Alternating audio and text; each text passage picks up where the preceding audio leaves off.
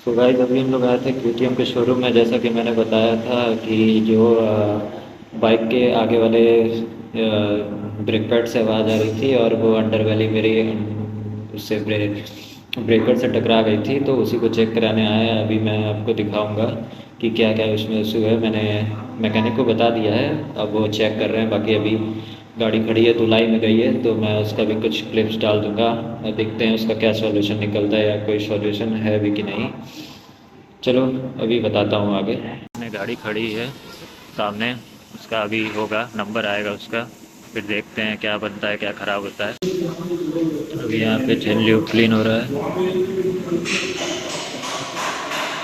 सारी गाड़ियाँ खड़ी है,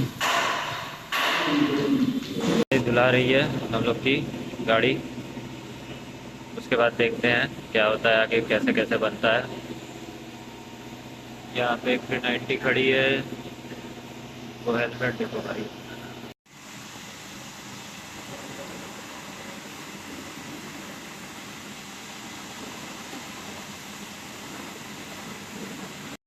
सो गैस गाड़ी में जो दिक्कत थी वो तो मैंने बनवा लिया है, उसमें बस नॉर्मल एक स्क्रू ढीला था। मैं अभी आपको दिखा देता हूँ उसमें क्या दिक्कत था। एक मिनट।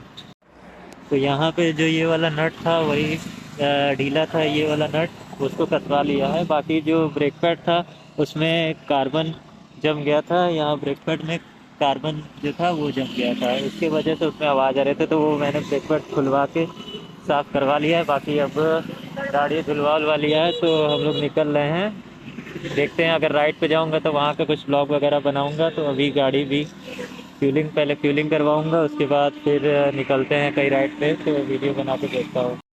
बाकी इस वीडियो में बस यही आप लोग को बताना था, जो मेरा ब्रेक पैड से इशू आ रहा था वो क्लियर हो गया है और अंडर बैली वाला भी मैटर सॉल्व हो गया है। तो अगर कोई सजेशन हो आप लोग का किस टाइप की वीडियोस वगैरह बनाने हैं अभी, तो देखो थोड़ा अंधेरा आ रहा है तो मैनेज कर लेना। तो मैं कह रहा था अगर कोई सजेशन हो तो मुझे बताना किस टाइप की वीडियोस वगैरह बनानी है, और लाइक और कमेंट ज़रूर करना, सब्सक्राइब कर दो तो बढ़िया बढ़िया वीडियोस मैं डालता रहूँगा। तो this is all in this blog. Thanks guys.